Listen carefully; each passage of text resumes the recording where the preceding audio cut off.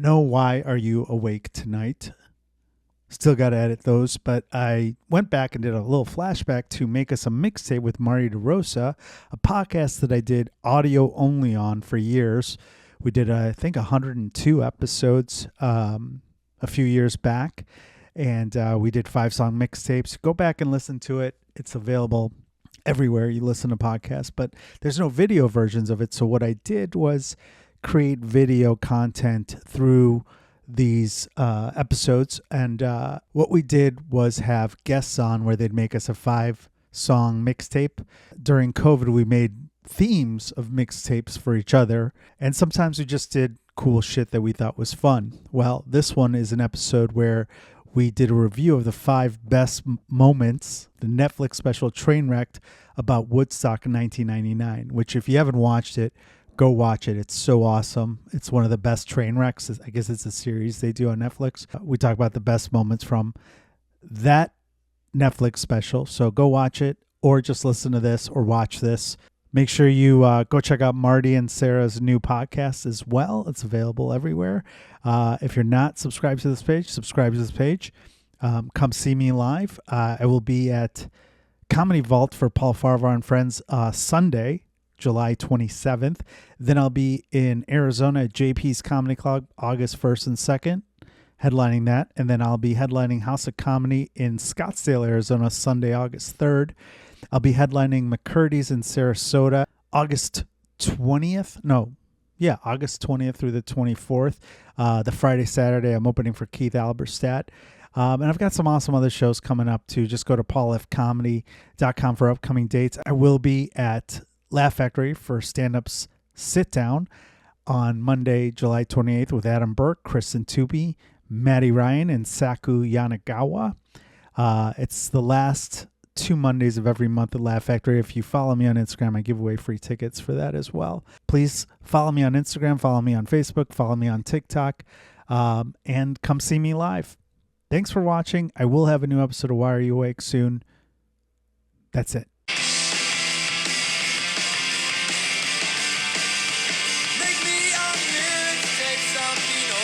Oh shit, tape heads. It is that time once again to make us a mixtape. I am your host, Marty DeRosa. I am Paul Farahvar. And we are back, Paul. We are back. With a vengeance. We are back with a vengeance. And we are back to... The people spoke. Hopefully talk about, for the last time. For me, I feel like I'm done with the subject. I'm done with all this. We are talking Woodstock 99. Woodstock 99, not 94, not the original. No, we are talking Woodstock 99. It's back in the news. Back in the news because Netflix has a new 3-part documentary called Trainwreck, Woodstock 99. It was supposed to be called Clusterfuck, but they went with, for real, that was what I saw. It was supposed to be called Clusterfuck. With an asterisk? Yeah, but they called it Trainwreck. Before we get into it, let's tell people. Oh, yeah, let's do a little. PaulMartyMix@gmail.com. If you have ideas of stuff we should talk about and address, we've been gone for a year. Yes. A lot of things have happened. Paul's been in Florida. I retired and then came out of retirement. Paul's a Florida comic now. Marty was secretly becoming a wrestler / CIA agent. Yes. Now you decide to go back to comedy, huh? Yeah, I'm back. I'm back, baby. Have you read any music books lately? I don't think so. No. I've talked to a lot of people about music, though. That's insiders, if you will. Well, interesting. We'll get into that. But this topic you had brought up to my attention years ago on this podcast when we were just an infant little project. Yes. That before there was the money, before the riches. Before we had our own SUVs to drive us to the podcast studio. You talked about your thoughts on 99, Woodstock 99, because there was a prior version of this, right? There was a few different people that covered this. Yeah, most recently, the Ringer did a how many parts was it? Multiple, a mini Bill series, Simmons, Bill Simmons thing on HBO. So a lot of people kind of compare the two. It's kind of like how you got your 2 Firefest documentaries or whatever. Right. Same people interviewed in that one, or not really? No. Well, I mean, yes and no. You get like the main guys who we'll get into them in a little bit. And by main guys, I mean that Michael Lang and that John Shear. Ooh, that fucking guy. Comes off. I'm trying to think. I think John Shear comes off worse in the HBO doc. Oh, really? I do. This one, though, I felt really gave you a feeling, and we'll get into everything, but that last night, I think they seem to have more. It felt more like, and I kind of just bent over the HBO one at that point, but I think that the one of the things I will, and I don't want to say like which is better. I'm just kind of, these aren't like great documentaries or great feel-good documentaries. It's easy for people to go back in hindsight and judge 99. And again, I'm not an apologetic to anything that happened. Apologist. Apologist. Yeah, you're right. Yeah. Well, I mean, how many times do you get to correct me? No. On English, I'm saying. But yeah. What was I going to say? You were talking about the apologists, the people who make I think that excuses. Apologists. I'm not a fan of any of these bands, to be honest with you, but they're fucking throwing these guys under the bus. We'll get into all that. Big time. We'll get into all that. And that's what pissed me off. And now I got to go back and watch The Ringer. So. And yeah, at the end of this one too, who they kind of blame everything on. It's real lame. It's real like, I felt like in a lot of ways before social media, and this is interesting because obviously if we had social media, and someone brings it up, if we had social media, this would have been very different. They would have been bringing people water. They would have been like, "Oh my God, we're so sorry, we didn't know." Yeah, because they knew they'd be they would have been in trouble. Fallout. There would have been a big PR disaster and all this stuff. Yeah. And this is a spoiler alert. So if you haven't seen this, go watch it before you listen to the rest of this podcast, or just listen to us. You don't even have to waste your time. Especially if you watch the HBO one, unless you're like obsessed with this era or whatever. This to me is like, it wasn't my favorite time in music. I mean, I know I joke about liking, this Biscuit and all that stuff. But like, really though, you saw? By the way, saw them. You saw them in concert whatever last year.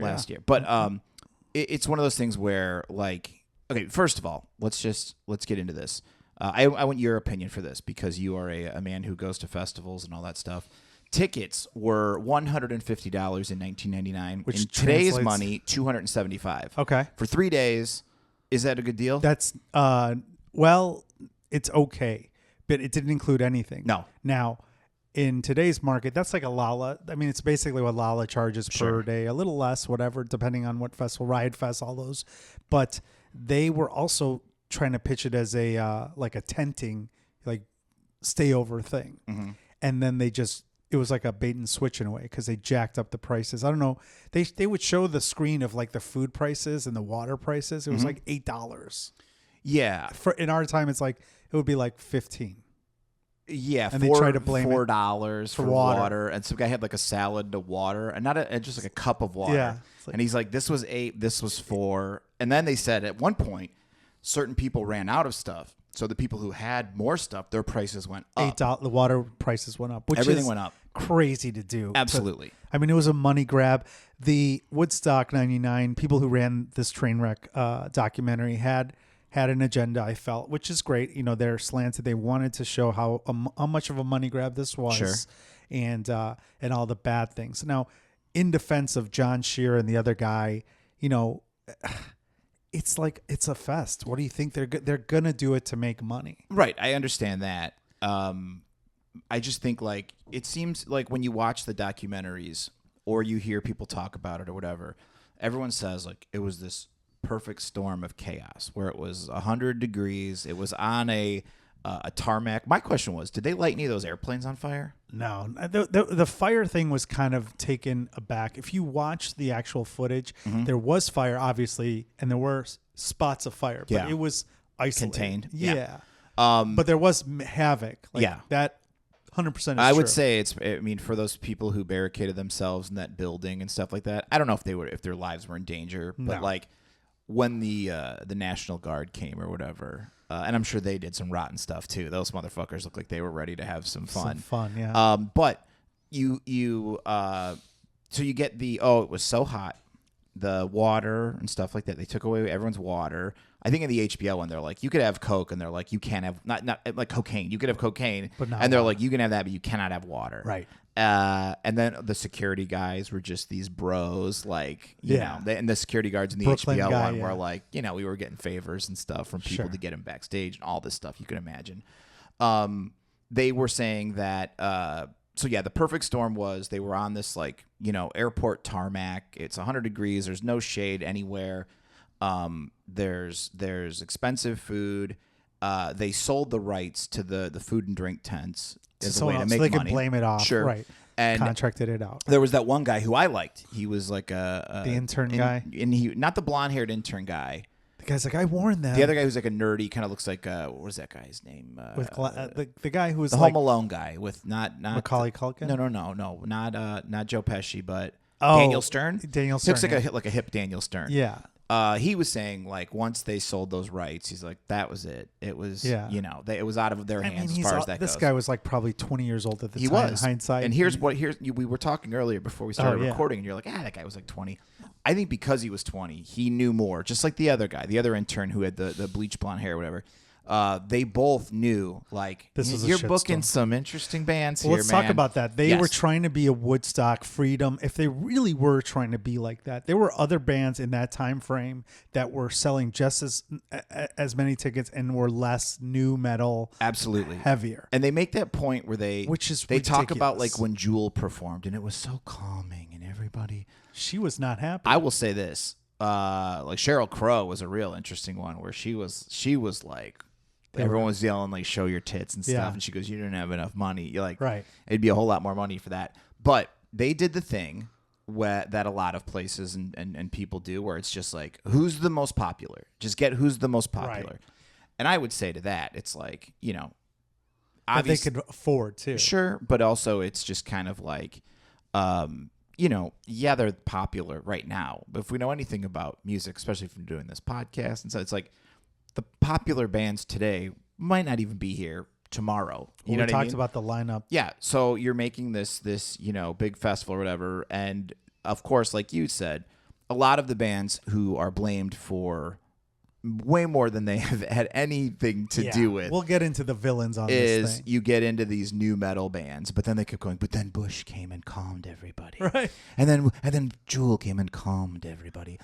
If you wanted these bands, I would have them play. I mean, like, you play during the day, Right. You know, And but and that's what festivals do now with the new metal bands and stuff like that. They kind of put them in a little spot. Like Yes. when we did Innings Fest in March. Yeah. That's what they did with the heavier bands. yeah. So You don't have them close it out. let's do the rundown of the main. This is the main stages. When Yeah. you do that, going back to the agenda thing. Before you go into that, I want to say, look, they had an agenda. They want to show this is a MoneyGram, and these guys were complete idiots. And to do that, they needed to advance an agenda without covering the good decisions that they made on bands. Okay. All the bands that we didn't even. If you watch that documentary, you didn't. There's know four that bands. If you watch that documentary, there's Limp Bizkit, Korn, Offspring, Offspring, Red Hot Chili Peppers, Rage of Atlantis, the- not Atlantis. They didn't even mention Atlantis. They didn't What's even that talk now? about that. Sheryl Crow and Jewel. Jewel. But if you watch, and then they did cover Willie Nelson a little bit Yeah. and James Brown. Yeah. But if you look at the actual lineup, they don't address. You don't know that Elvis Costello performed there. No. That Metallica closed closed out there. night Closed two. out. That's the other thing too. They talk about Limp Bizkit, but then you had Rage Against the Machine and Metallica on the same night. on the same night. Yeah. So, okay, let's run down the lineups. Oh wait, and they had. I don't like Dave Matthews, but in 1999 I sure did. And Counting Crows. Yeah. Those are bands that were at the top of their game in '99, so they knew what they were doing there. But clearly, the Korn and all that. And I wonder, to be honest with you, the guy that they interviewed, who was the lawyer or the entertainment manager for those bands, I wonder how much say he had. He's like, I don't know. If you want Red Hot Chili Peppers, you got to. I wouldn't have, but I wouldn't and have thought Kid that, Rock too. I wouldn't right. have thought that Chili Peppers would have been a quote unquote dangerous band to put on last. No, they were at the height of their popularity. Right, but also they were like pretty mainstream at the time. And let's run down the lineup real quick here. So Friday, your first band is Sugar Ray.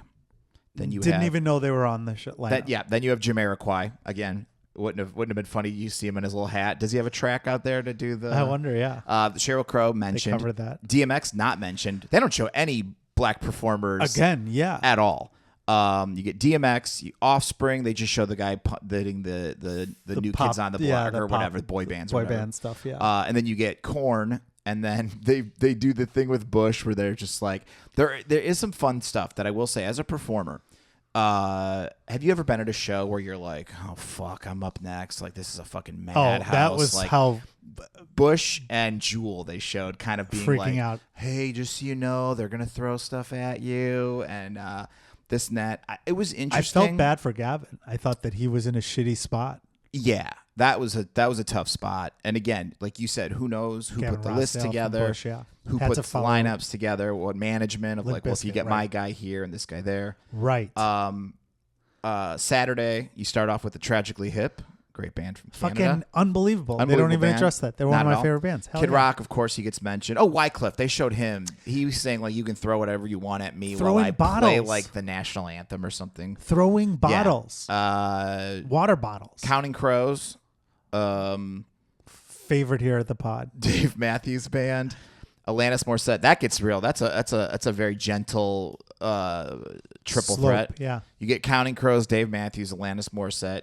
Back Could to back Alanis to back. Morissette have closed out? Also, maybe let a woman close out a night. Could Alanis Not in Morissette have 99. closed out Saturday? Yeah, I would say that why not do they had Alanis Morissette, Sheryl Crow, Jewel. They Yeah. were all fucking remember 99? That was like Yeah. Lilith Fair time. Yeah, I would have said maybe have a woman close it out because that is the only woman. Would on, Marty in 1999 say that?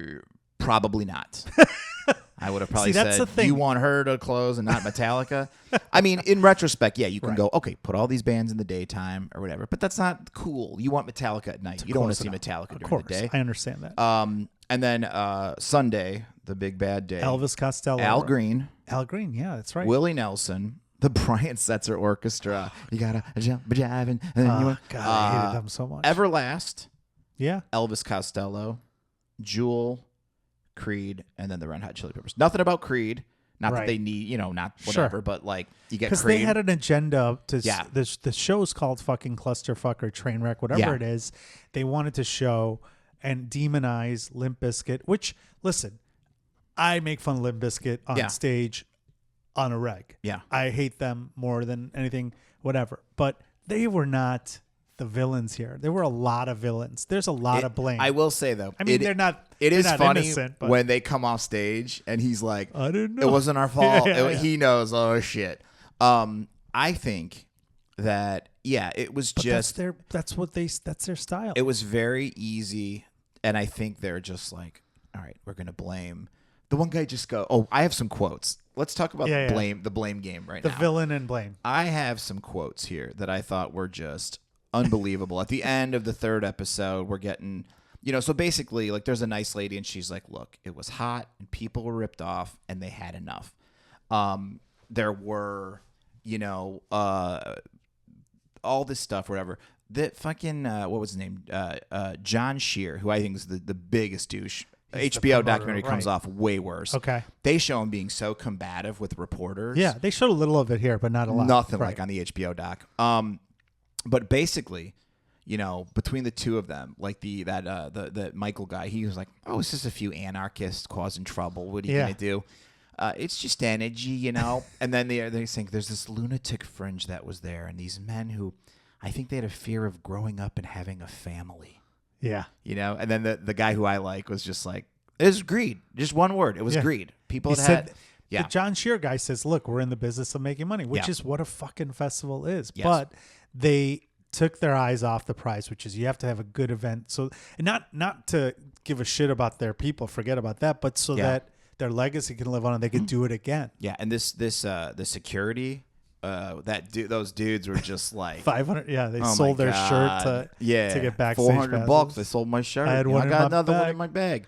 I mean that idea of just like, first of all, who's ever the Someone mayor offered or him whatever money, was yeah. like, who's your security? Oh, we don't have security. didn't We have, train them, we have clearly. a peace patrol, and it's Yeah, like fuck that's not going to help. How did you feel? They train people now. Since that time, there were a lot of security issues. E2 nightclub incident. There was the fire incident with the band White Lion, or was it White Lion with the fire pyrotic, whatever. Great White. Great White. So there's all kinds of security measures and rules and regulations for that shit. You can't just hire bouncers, for lack of a better word. Yeah. Yeah, that's what they were essentially, just like untrained bouncers. Untrained is the key word. Yeah. They didn't know what the fuck they were doing. No. But they thought if they had bodies. That medic was just like, I thought this was going to be a nice little weekend. And then he was like, we were over our heads. Yeah. The thing with the fact that this was such a money grab. But here's the thing. In all this shit that we said, it's like, we say you want to put on an event where you have a legacy and you have people wanting to come back. But then at the end, they interviewed all these people and they're like, I would do it again, even as fucking miserable as they were. So maybe there's something we said that John Shear knew he can fucking do the minimal. Maniacs will always want to do maniac things. Like, I was watching it with Sarah and she's like, did you want to go to that back then? And I was like, no, I've never wanted to go to anything like that. But I'm sure there are people who are like, oh, fuck, I wish I would have went. I mean, first of all, there's lunatics who are like, I wish I went, seeing what a fucking shit show it was. Well, there was a 94 Woodstock that I wanted to go to. That one I did want to go to. So I remember that. I like that one because the stage is up so high and it like drops off. Okay. It's very interesting. The bands were better too, I think, right? I mean, I could bring up the 94 lineup. That was like the Green Day one where they were getting pelted with shit from the crowd or whatever, and everyone seemed to enjoy that or whatever.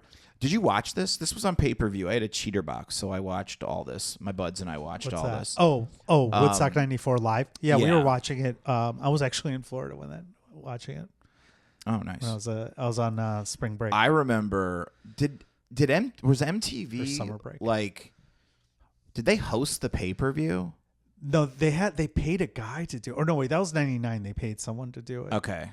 It was like, and if you watch, did you see the comedians that they had at 99? There was like glimpses of Rich Voss. Oh, no, really? Yeah, they had like young, New York comics or something? Yeah, a lot of like younger New York comics were there. Like emceeing shit. This feels like it had, I keep getting the one that has like every band that performed, but I want like. Who were the highlights the from main 94? Stage lineups. Oh man, I don't know. I gotta find this. Keep talking about something here. Well, I want to address the fact that this Wyatt guy who was saying throw bottles, he was kind of an asshole too. I mean, he was throwing bottles. That was starting the not a riot. Wyclef Jean. Wyclef Jean, yeah. Why did I say Wyatt? Why? I'm thinking of some Wyatt brothers. Wyclef Jean, yeah. I don't know. He's kind of a douchebag too. Lineups. Marty is using ass chiefs. I am not. Come on, boomer. I mean, anyway, here we go. So basically, you had '94, Aerosmith, Metallica, yeah. Peter Gabriel, Chili Peppers, Arrested Development, Bob Dylan, Santana, Crosby, Stills, Nash and Young, Green Day, Allman Rob Brothers. Thomas, I bet, yeah. too. So with this one, another thing we should mention is there was this rumor. I'd never heard this. There was this rumor that there was going to be a big special act to close it out. So everybody was like, ooh, I wonder who it's going to be. They had staff saying, I heard it's Prince. I heard it's Guns N' Roses. Yeah. It's Bob Dylan. And then the Chili Peppers end, and they play a thing of Jimi Hendrix. And they're like, goodbye. And they just shut it down. And that everybody was very upset because they kept hearing there's going to be somebody. Let me ask you this. Hypothetically, sometimes I'll say this with a comedy show if it didn't go great or whatever. I'm like, who in my price range could have done this and saved the day? Is there anybody after Red Hot Chili Peppers? After Red Hot Chili Fire. Peppers, is there anybody who could have went up? Could Prince have said, "Hey"? Yeah, Michael Jackson, Prince. They talked about Michael Jackson too. Who could have saved the day? Sure. Or Madonna. What if they just played a real boring movie from '99? Or like what if they just played Magnolia? Could that have stopped Sent Woodstock everyone home? 99? Not that Magnolia is boring, but it's one of those. It's a slower movie. It's a slow movie. Just had celebrities go up there and do a meet and greet, or have Tom Cruise and Sylvester Stallone come up there and just talk. I mean, Everybody go home. Could they have just been like, hey, we're going to play the new Star Wars movie for it. We're going to play the new Star Wars movie because they want for people everybody. to leave.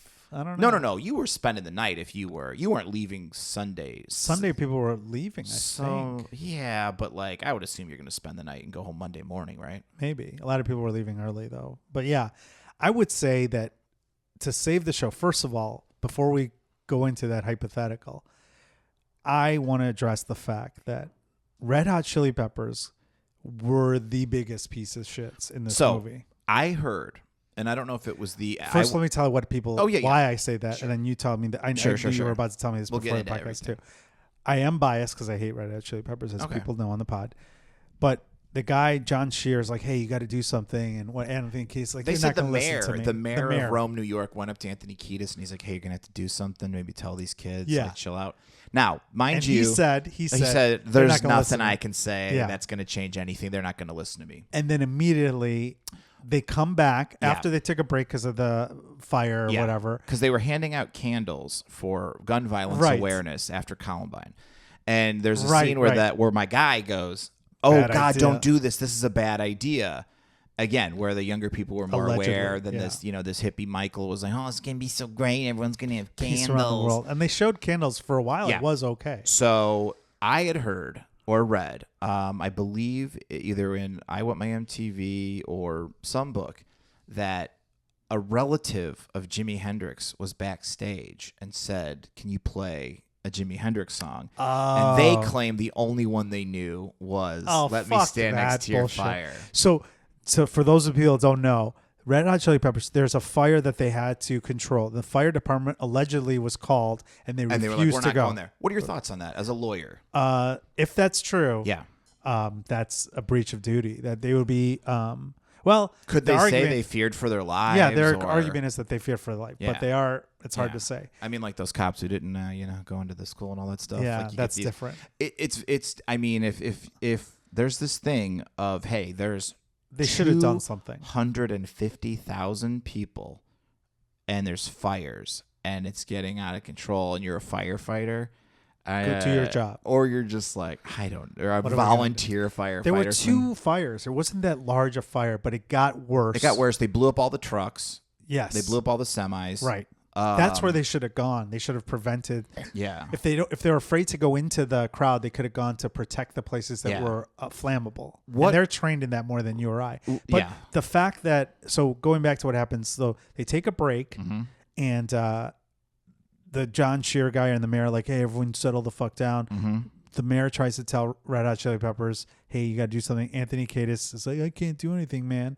Flea is naked on stage, playing completely naked. I gotta say, Flea's got a good walking around dick, as we say in my apartment. Yeah, good walking around dick. There's growers and there's showers. Yeah. He's a shower. He's a shower, good walking around dick. If I was a shower, I'd fucking always love to be. I'd show a flaccid dick all the time. Then Red Hot Chili Peppers go back and play the song "Fire," which is, legally speaking, if you want to talk that, it's like you're yelling fire, the old fire in the theater. Yeah, you're literally yelling fire. They could have been liable if someone was injured, in my opinion. Now, to the argument that Jimi Hendrix relative was backstage. That's what I had read somewhere. I have heard that story before. Possibly. But to say you're in a band and you don't know any other songs, they know fucking Hey Joe. It's 4 fucking chords. Yeah. They know All Along the Watchtower, which is famous. And they know the Star Spangled Banner. So let me ask you this. Which I get my interview. Fuck Red Hot Chili I get a Peppers. camera right in Fred Durst's face when he gets off stage. Where's the camera in Anthony Kiedis' face when he gets off stage? That's what I'm saying. Like they were very interesting. And again, Fred Durst, not a fan. Yeah. Never going to be an apologist. There you go. Thank you. There you go. For him, but he wasn't. I mean, he's a douchebag. You know he's going to douchebag things. Red Hot Chili Peppers are supposed to be the sensitive fucking, we're going to steal funk music and be cool. And they fucking were worse. But going to the villains thing. Yeah. So, I mean, who could save it? Who could have saved it?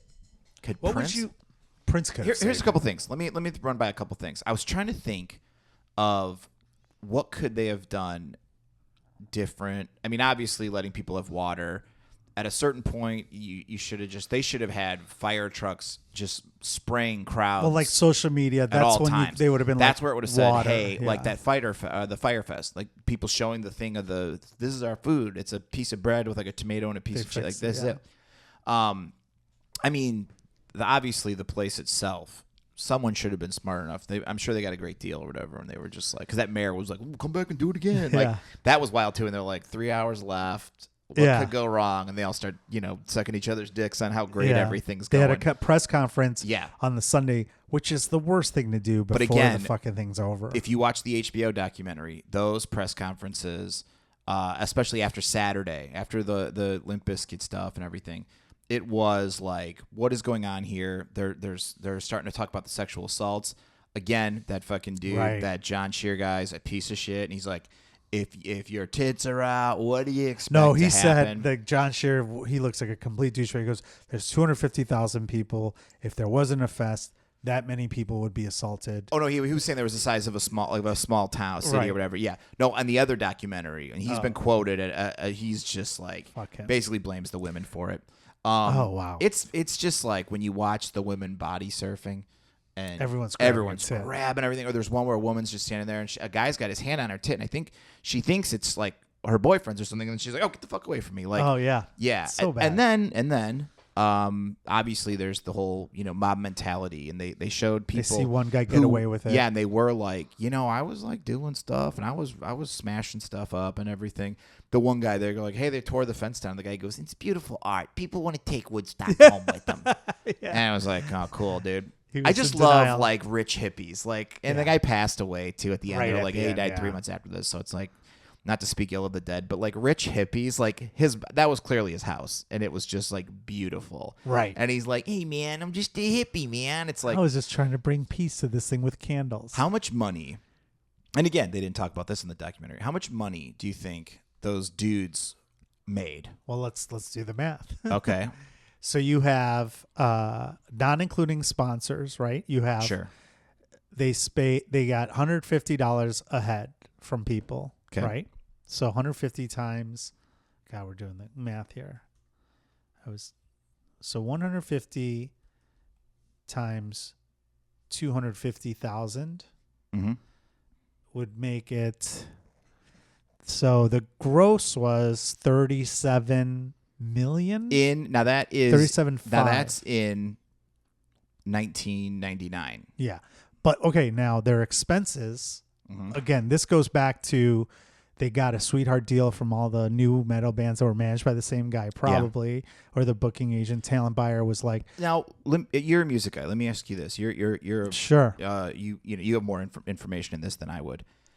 Is it like saying like, okay, normally you're gonna make like, let's say you're the Red Hot Chili Peppers, and normally when you play, you make I don't know. $100,000 a show or something like that, whatever. I mean, I know that's probably $30,000 a show, something. But for Woodstock, do you get more money or less money? Depends on the artist. Because you're playing. Sure. Some people played an hour maybe, but like it's that thing like they. how about that James Brown thing to make that guy look cool? He's like, fuck you. You're going up. Oh, let's talk about the James Brown thing. I do have that listed. We'll call that. But answering your question, I think it all depends. They weren't sharing any of the back end. So remember, this amount, 37 million, 37 and a half, doesn't include their rights that they made that they gave out to people, like to sell merch, contracting, all that stuff, and all the money they made on the streaming too, because they were live streaming. They were. I stole it. So 50 mil. Let's say they easily 50 million in that time is probably 100 million now. I'm sure MTV bought a bunch of. Yeah, they got sponsors. Advertising. So they probably made about, after costs and everything, minimal 30 million. Yeah. Between the Well, I mean, they're both millionaires. Yeah. Well, there were other people involved too. But sure. Everyone walked. That guy alone probably made. John Shear probably made like 3 million on that. Yeah. Now they got sued and stuff like that for a bunch of shit too. So who knows what their liability insurance was. Yeah. But the James Brown thing, so I represented James Brown, the firm I represented that I worked at in law school right before this. And I don't remember this contract, but I do remember that he did have the cash requirement. Well, that's the old Chuck Berry story you would hear, where the promoter would say, hey, before Chuck goes on stage, he's going to bring you over to the curtain, and he's going to look at Paul, see all those people out there? Yeah. They'd sure be upset if I didn't go on stage. Right. And you were told, like, have $10,000 in cash ready to just give to him, and then we'll just tack it on. It's an old scam. And Muhammad Ali was the same way, too. Okay. He wanted to be paid in cash for stuff. So that's a true story. That he was like that, but James Brown also was a performer, and he loved fucking. He saw a crowd. He's like, I'm gonna fucking perform. I mean, yeah, that's what I would think too. It's like, especially if you're a younger band, it's like Jamiroquai. You're gonna do Woodstock for $100. Exactly. You know what I mean? He and James Brown, I got to talk to him on the phone twice. I didn't realize it was really him. His voice is like literally. It's like it's a caricature version of Eddie Murphy. So when he called I was an intern, first year out of law school. He's calling, and I'm just like, what? I thought it was a joke. I thought it was my friends fucking with me. It's like, tell him Mr. Brown called. I was like, oh shit. And then I got in trouble for not patching him through. Yeah, right away. And I got to review the contract for him that he got from Blues Brothers 2000 because he was in there. Oh yeah. And when I read that, I got to read the screenplay. I'm like, I don't get it. And I was like, oh, maybe I'm just dumb. Yeah. I was right. You were right. I thought it was pretty wild to watch, not just the MTV VJs, but bands who were like, all right, we're done. We're getting the fuck out of here. Oh, they just and then there was that point where it's like, we have to go. Yeah. That was interesting where that guy was like, Fat Boy Slim. Yeah. Fat Boy Slim, leave your records. We'll get them later. Yeah. There were people, and then they were just like, oh, we're out of here. Like, that's that thing of just like, you know, there were, and when MTV split, where they're like, we're done covering this for the evening, and it was Lee, like, or what's her name, Anandi? No, Serena Alchel. No, what was the black girl that was the main? Oh yeah, Ananda. Ananda.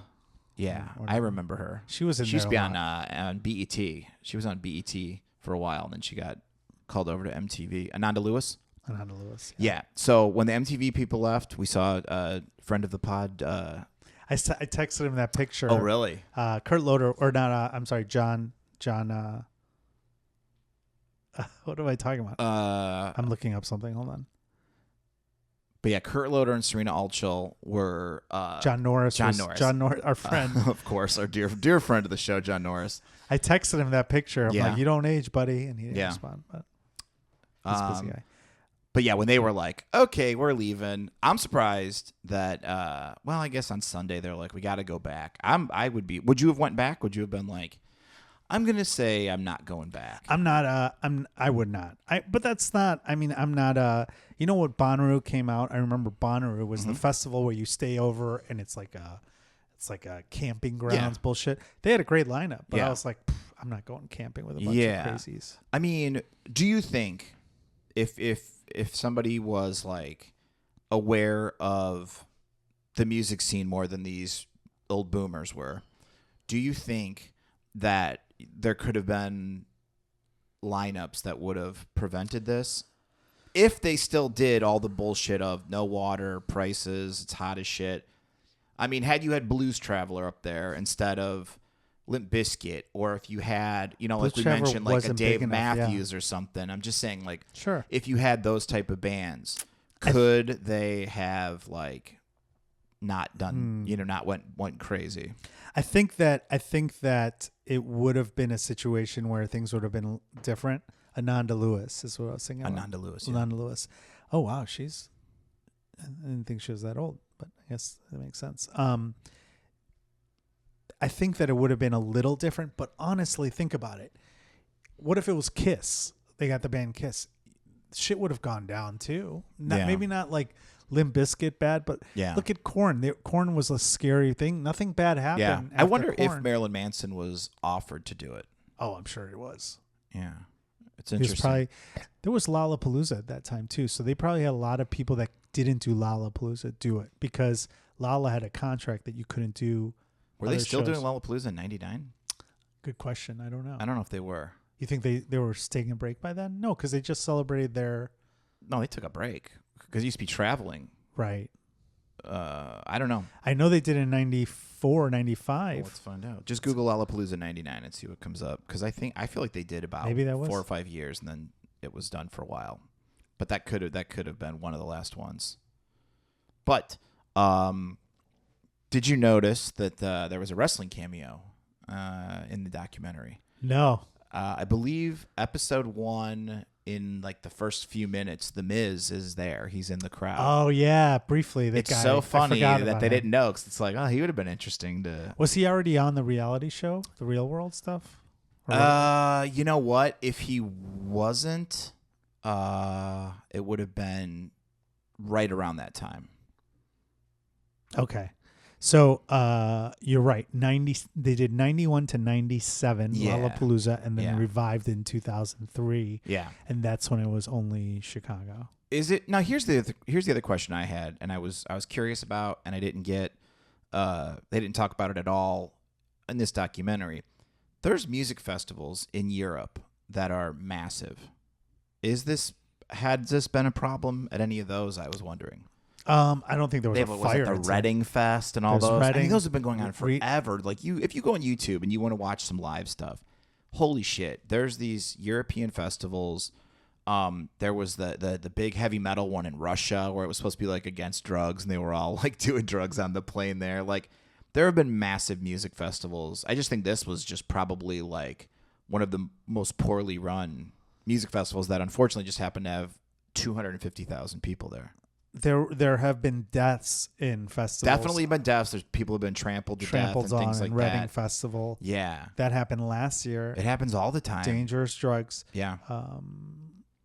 I'm sure with drugs too. There right. was But like, I don't think there's anything riotous. But keep in mind that how many festivals has Limp Bizkit and dude, you have like heavy new metal metal festivals though in Europe that have metal like Scorpions. I don't again, you're like starting to blame the bands again, and Yeah, you're right. I don't think it's about blaming the bands. Well, I also think that it's not as big of a money grab overseas it is here. I think they just see it as like a festival, and I think Peace, love, rock and roll. Come to our town and do music for us, USA, like that. it's just not. It's not as because of taxes. I'm sure too. They're like, we're not going to make money off it, so why Sure. bother? But in It's probably like America, the you government make puts more them money. on and stuff like that. Yeah. So there's not that money grabs where you're cutting corners like this guy did. Yeah. I mean, I tend to think that there could have been things they could have done. And it's interesting where like my first thing is like, what bands could have, it's like, no, the fucking dickheads in charge Yeah. should have, I think if you remove Offspring was kind of innocent. If you remove Limp Bizkit, yeah. and I mean, people aren't going to riot when they hear Pretty Fly for a White Guy. Yeah. They're not going to really. I think if you remove that from the cause and you have and Metallica was in that spot, I don't think you'd have as many problems. But who's to say, right? Like they've got songs where people can go ape shit. But I think that those guys are responsible enough to be like, Yeah. hey guys, knock it off. Yeah. The Air Force Base, terrible idea. And I think just too many people too. Like 250,000, right? that's just too many people. There were just, Well, Lollapalooza has that every year. well, this was handled like a Poorly. lot poorlier than There's also- Lollapalooza. Because you and me aren't at Lollapalooza with yellow security shirts on, Yeah. in charge of people's Basically, yeah. lives. Like, yeah. It's a shit show. I think that Woodstock will not come back for the 50th. Or has it been? It's been 60 years. Well, no, it was in the 67 same- was the yeah. first Oh, my one. God. So Yeah, it's just a brand that needs to go away. it's gone. It's gone. They ruined it. They effectively and ruined it. I think it is the what's the word I'm looking for? Like nostalgia can't trump like how shitty it was. You know what I mean? Like Well, there's some stuff where you're like, people are excited about that again. That's wild. It's like canceling someone not and this. they'll come back. They'll be like, you give it a few years. This is something that's not going to come This back. isn't Louis C.K. This is I was going to say Cosby, but I'm sure there's maniacs who would still go see Bill Cosby. Cosby would sell tickets Yeah. easily. This it's just one of those things where I can't imagine anybody being like, let's do this again. Look, they have country events, country fests everywhere. Yeah. And those guys talk about just breaking shit up and drinking beer and whatever. Nothing bad ever happens at those places. I don't Except know the about guy nothing. got except Yeah. in Las Vegas. Well, it was a where they got shooting, yeah. But I mean, that's not This, yeah, I just organized. would say as far as it just needs to go away. It's just one of those things. gone. And I think they said that at the end of I think there was like an MTV Year in Rock I watched, and they went on and on about it. And at the end, I think Kurt Loder was just like, this just needs to go away. There's no outcry for like, what about another Woodstock? It needs to just go away. I mean, look, people shit on Lollapalooza now too. Every year the lineup comes out and people are like, I fucking hate this lineup. Yeah. And it still sells out. Sure. every time. Because there's always going to be people who want to be one of those 250,000. I have no idea why. To be honest with you, I loved Lollapalooza. I was going well beyond the time that I should have gone. But this last 2 years, I didn't go. I went the last one before the pandemic. But there were great bands there. There was like Strain of Oak. Yeah. There were a lot of bands this year. Well, we didn't get into it. There are other bands. There were side stages. At Woodstock that you could have watched. Wasn't Train on there? Or Mo was on there? Mo, Mike Ness, Beth Orton. There was a couple other people. Beth Orton was on that? Oh, I think she's so I good. said Beth Orton on that. There was a lot of that. Which is like the Vans or the Q101 had the alternative stage. Yeah. At the other festival. What was that festival that was the one where like Alkaline Trio and those kind of bands would play? Like at? Riot Fest? No, before Riot Fest. Vans Warped Tour? Warped Tour, yeah. That's like the side stages of Warped Tour. I mean, it's just wild. Like I think about like the only like I'm trying to think of the big stuff I've been to lately. Like Gathering of the Juggalos. Does anything bad happen there? Yeah, I mean, I'm sure stuff does, but it's fires. Like heavily policed. But that's like a community. These are people from all different worlds and I mean that's like a community. I think if you had very self-regulated insane clown posse at this thing, shit would go bad. I mean, I don't know. Like, what are they gonna do? That's so no. It's not like. Again, you're going back to like blaming the bands, right? And there is a part of me that does wonder if like, you know, and again we got to go back to '99, so I don't know who was like the king shit of like, you know, your Matchbox 20s or whatever, where the people would go, they're good. No, this is after that. This was like maybe you have like Weird Al close out night one. You know what I mean? I mean, 99 was the year like Dave Matthews. All those bands were fucking huge. Train was big. Yeah, a lot of those like. Oh, keep talking. Let me bring up like top bands of 1999. All those Smashing Pumpkins were still pretty big, I think. Of course, they. I don't think that Adore came out until 2000, so they were still riding high off the. All right, here's a couple groups they could have had. They could have had TLC. I think TLC would have been a wonderful band for that time. If you do classic rock, does that? They had to do some. They had a couple classics. The Chicks definitely could have done some damage there. Let me know if anything jumps out at you here. Garbage. Garbage would have been great. Right. Yeah, there would have been some Garbage fans there. REM would have been a great, like, they're big, but they're not going to, But see, those bands were all doing their own tours probably. Very like true. U2, very true. I mean, this was, but again, had you stacked it with the Goo Goo Dolls, REM, Bare Naked Ladies, things like that, would people have been less likely Suspense, to none the fucking richer. riot like crazy? I don't know. I mean, if you're going back to your argument that you blame the bands, yeah, you don't know. Smash Mouth. Yeah, you really can't. Because I think they just were like the guy said, he's like, they just were grabbing whoever was popular. And probably, I have a feeling there was probably some bands who were like, what are we getting paid for this? And they're like, oh, it's exposure, like in comedy. And they're no, they got not paid. a chance. Yeah, maybe not as much. Maybe not as much, or who knows. I think like Limp Bizkit, that was like the best show that they had. So they were like probably doing it for like 30,000, 40,000. But everyone else is getting paid probably a lot. The bigger. Oh, this is interesting. Woodstock 99 also had an emerging artist stage. That's what we were talking about. Bands like Muse, Moby, and Fatboy Slim. Fatboy Slim was not on the main stage. Oh, wow. He was on the side stage. But yeah, it was funny watching everybody just jump on their tour bus and we're like, we're going to fucking leave right now. And I'll get the check later. Who do you think? Okay, so I think the show tries to say that John Shearer is the biggest villain.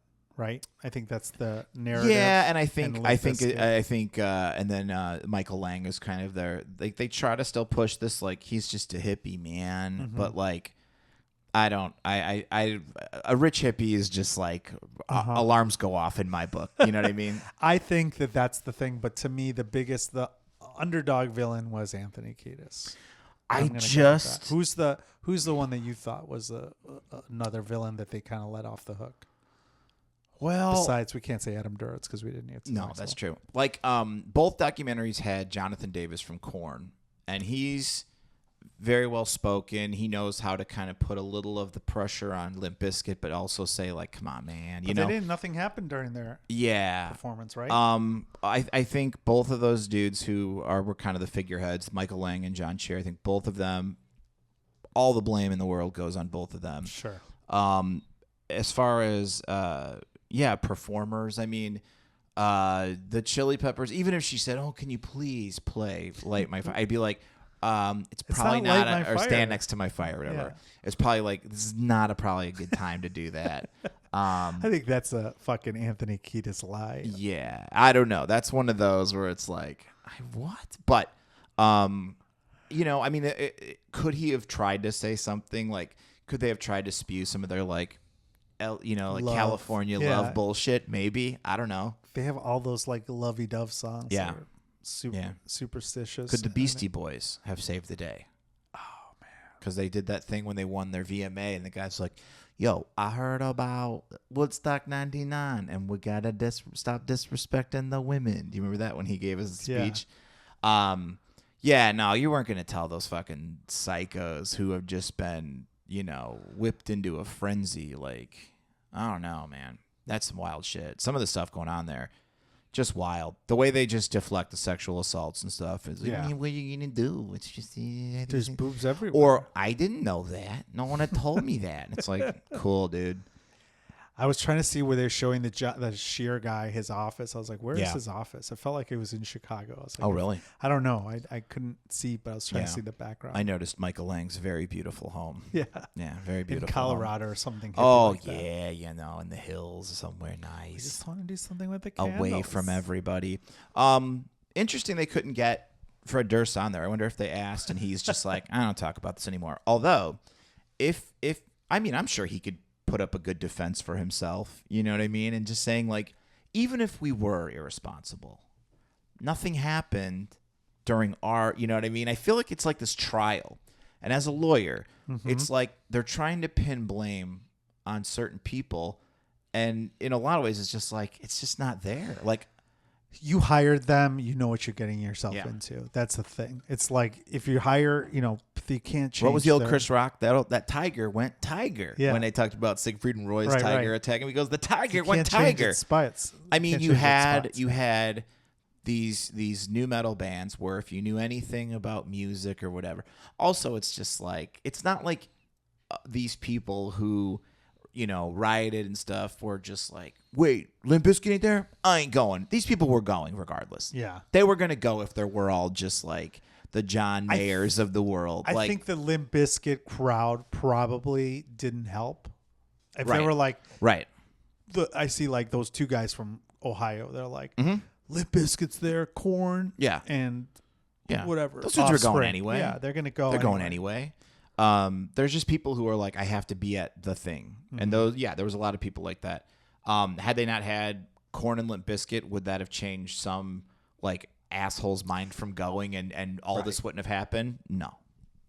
Well, not at all. You heard it here last.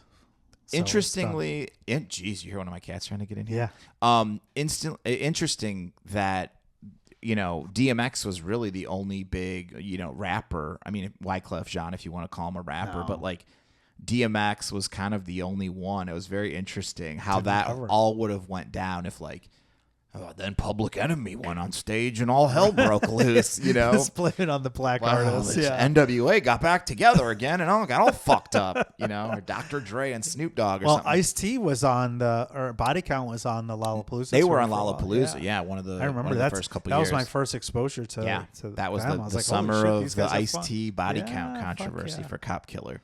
I feel like at this point we're just like beating a dead horse. It just needs to go away and never come back. We're done. I'm done with documentaries about it. Yeah. The only thing I would be, and I'm sure, like the Fred Durst of the world have given their sort of retorts or whatever. I think, when you, it's so funny because I got done with this and then I was on Twitter and there was like a press conference with who's that? Ron DeSantos from Florida. And he's like, governor. Florida's where woke goes to die. And it's like, you can talk about woke and you can talk about social media and stuff like that. But it's like, we've come a long way as a generation of people who were young. We were young during that, and it's interesting to look back and be like, a lot of that shit just don't fly anymore. That used to just be like, hey, it's 99, baby. We're living in a Howard Stern, kind of world. If a guy like was trying to get Sheryl Crow to show her tits now. If at a wrestling show someone screamed "show your tits," people around them would be like, "Shut the fuck up!" Right. They would get beat up. They wouldn't. I don't know if they get beat up, but they would get like either kicked out if it was a small enough show. Oh, right. Or it would be like, "Shut the fuck up, dude." Yeah. Enough people would boo him and shame him to be like, "Okay." Or they show his face. Yeah, and then he'd be but listen though, fired from his job at Aldi. Okay, so in '99 in wrestling, there were show your boob chants. There were dudes being, fucking lunatics and stuff. I mean, that hasn't changed, obviously. Now they're mostly just into politics instead of new metal. Governors. Now they're all governors, and we have to fucking see, like, who's this fucking dickhead from Mississippi? And they're like... How great would it be? Oh, God. And how great would it be if, like, in those shows, like, they show, like... a young Ted Cruz was in the background. Yeah. I mean, he was he had a mullet. I mean, he was like what? He's in his 40s, so he was probably in the prime right then. He was probably there. Brother's a dork. He's not going there. What's that? He's not going there. But look at the people that went there. Were a lot of dorks. I know. I'm sure there were plenty. I mean, The Miz was there. He's kind of a dork. But well, yeah. I think we covered everything we can on this episode. If you think we missed anything on the Trainwreck or the Woodstock, you want to defend John Scheer, or John Scheer, we welcome you on the podcast. My God. PaulMartyMakes@gmail.com. Talk to our people. Maybe give them a chance to speak. If you got a voicemail you want to leave us or an email, we'll read it out. I would have liked a firefighter if you maybe put him behind the black screen or whatever. He can email us. He'll be. I wanted an email on there. You're the fire. Put out the fire. Yeah. There's a fire. That's what John Scheer said. Passing the buck. But yeah, it was a moment in time. Hopefully everybody learned their lesson. No one learned their lesson. I mean, people learned their lesson. Who knows? Sad time for music. A little bit of a black eye. You have those ultimate moments, or like you said, there's the people who get ultimate, trampled. Yeah. Again, Altamont, same example, where it's like, oh, let's hire the Hells Angels for security. Right. That's just, you're asking for trouble. And that's the other thing, too, where, you'll hear people be like, oh, these regulations. And I watched on Shudder, there's a great documentary on Shudder called, I think it's called Cursed, either like Cursed Movies or Cursed Sets or something. But it's about basically like movies that just like all this terrible stuff went wrong. And they have one about The Wizard of Oz that's so awesome, but it also shows how there were no regulations, no rules. People were dying. People were getting hurt and all this stuff. And, we've come a long way from people being like, we're just going to have these kids put on yellow security shirts. And what was that sad office everybody was in? It was just the backstage area. It's probably like a trailer or whatever. Or they had the offices from the thing too. So from the old day when it was felt like everybody just worked at a sad company who were in charge there. Yeah. There was that one lady who was always crying, who was always laughing about stuff. And then at the end, it was like when someone had called and said my daughter was sexually assaulted, and then she finally seemed to understand the gravity of the situation. Right. Here's a song. We're going to go out with a song that, if in fact Red Hot Chili Peppers was telling the truth. Yes. And they only they were asked to play a Hendrix song. What do you think is the most aggressive song they could have played by Jimi Hendrix? Well, I mean, he did cover. I was thinking the cover of Hey Jude, All Along the Watchtower, maybe. I'm gonna go with this one. Are you ready? Yeah, I'm ready. So right now, let's slow it down a little bit and do one of the tunes we recorded as a single. When I was a kid, I thought he was British. When I heard he was from Seattle, I'm like, wait, what? He did a British accent, just like Ryan Adams does.